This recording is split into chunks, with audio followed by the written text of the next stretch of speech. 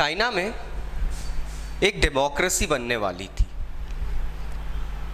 अलग अलग शासनों के बाद फाइनली माओ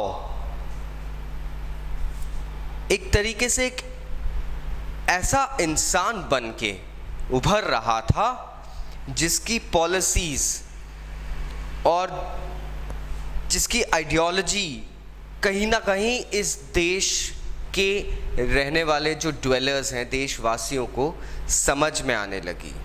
कम्युनिस्ट पार्टी अब एग्जिस्टेंस में आ गई थी।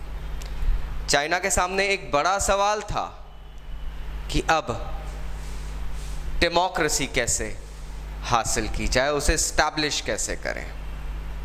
सो friends, this is me Kevin from personal tutor.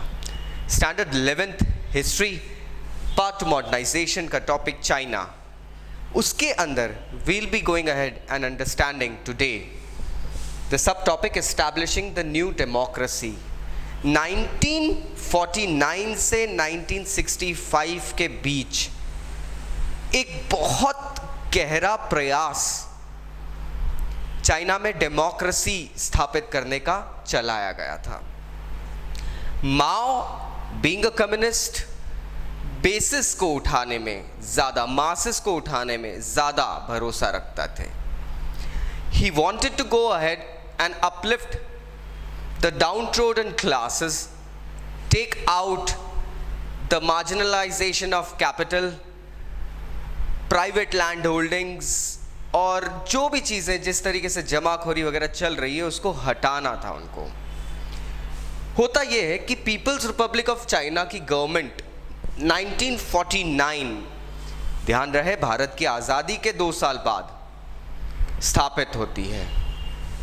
इस गवर्नमेंट के कुछ प्रिंसिपल्स थे। सबसे पहले they had a policy of alliances with all the social classes. I am sorry, मतलब कि जितने भी सोशल क्लासेस हैं सबके बीच में आपसी मेल जोल, गठबंधन होना चाहिए।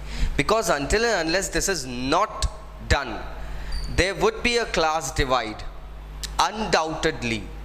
So to avoid such confrontations, such defects in a democracy, the first thing that they needed was to have a strong alliance between all the classes. Next, जितने भी इम्पॉर्टेंट क्रिटिकल इकोनॉमिकल यूनिट्स थे, जो sectors थे जिनसे हम like व्यापार, commerce, trade और एक देश की इकोनॉमी उठा सकते हैं, उन सबको गवर्नमेंट के अंडर लिया गया।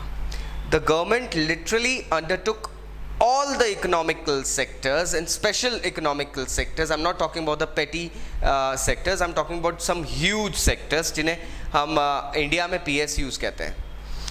So सारे important sectors गवर्नमेंट के अंडर ले लिए गए।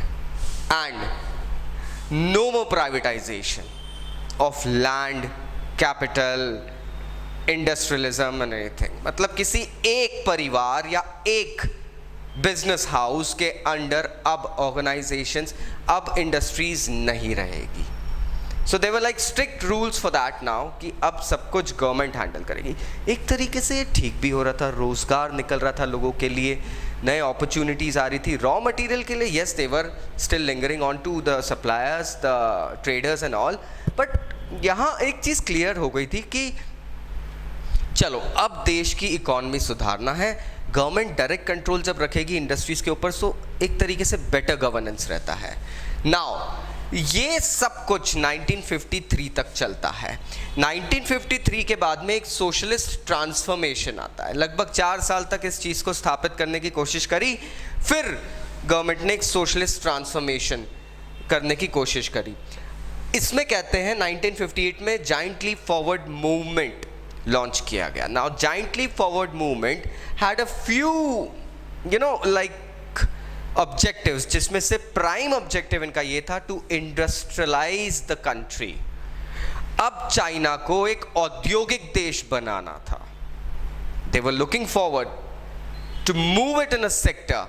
हम बात कर रहे हैं मात्र 9 से 10 साल के अंदर माओ गवर्नमेंट ने टोटल चेंज, दैट मीन्स अब कंट्री को नेक्स्ट स्टेप पे ले जाना है, अब पूरी कंट्री को एक तरीके से इंडस्ट्रियलाइजेशन पे लेके जाना है।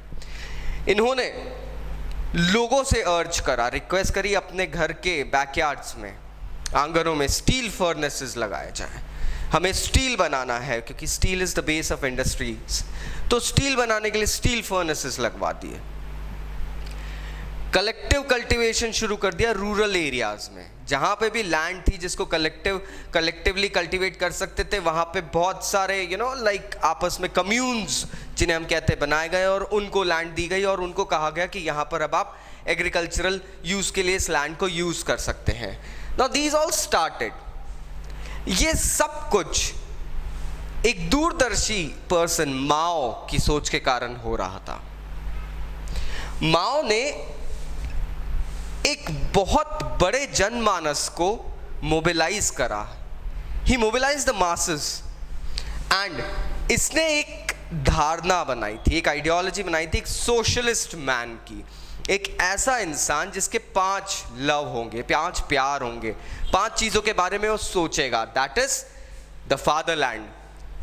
ज्ञात रहे, चाइना में मदरलैंड का कंसेप्ट नहीं है, फादरलैंड का कंसेप्ट है। जैसे हम इंडिया में भारत माता का कंसेप्ट रखते हैं, तो वैसे ही एलिगरी वहाँ पर फादरलैंड की चलती है। Next is the people of the country, brothers, brethrens, labour, that means work, काम करना है, आइडल नहीं बैठना है।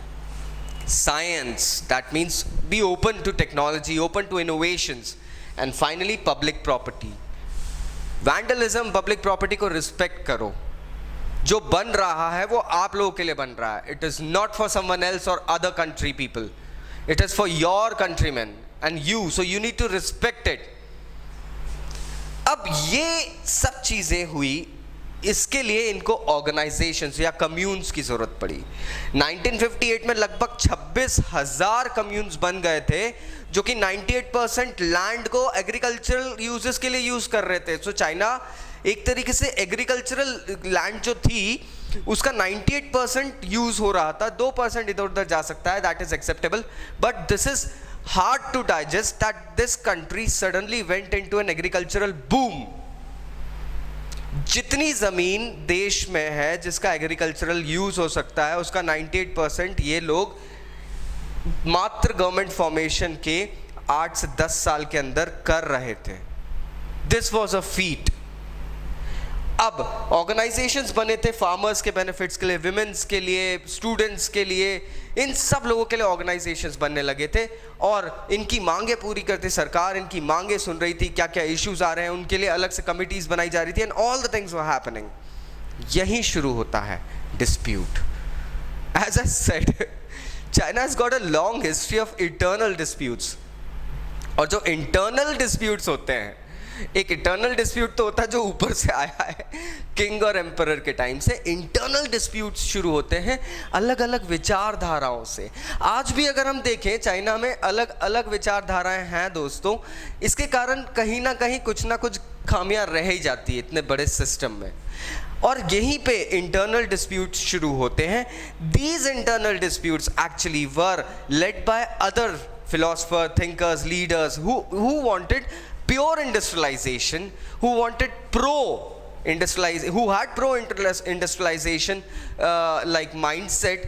They were not more into agrarian society or agricultural growth or something like that. They were into like westernism, positivism. उनको ये दिखता था कि फॉरेन इन्वेस्टमेंट्स, फॉरेन वेंचर्स से देश उठेगा, ना कि अपन अंदर कुछ करें। But Mao was a person who thought कि पहले देश को उठाया जाए यार, अंदर से जड़ें मजबूत करेंगे तभी तो ऊपर एक स्ट्रांग बिल्डिंग बनेगी। फाउंडेशन स्ट्रांग नहीं रहा तो बिल्डिंग कैसे स्ट्रांग बनेगी। बट स्टिल डिस्प्यूट्स होते हैं। स्टे ट्यून, मेरे नेक्स्ट वीडियो में I will let you know कि क्या डिस्प्यूट्स हुए थे चाइना में, जो फिर वहां पर एक डाउनफॉल और एक ऐसी अनरेस्ट की सिचुएशन आ गई थी। आशा करता हूँ अब आपको टॉपिक समझ में आया होगा। फिर भी अगर कोई डाउट है नीचे कमेंट बॉक्स से कमेंट करिए, I will be going ahead and replying back to you. Thank you very much my friends, I will see you later, take care, bye bye.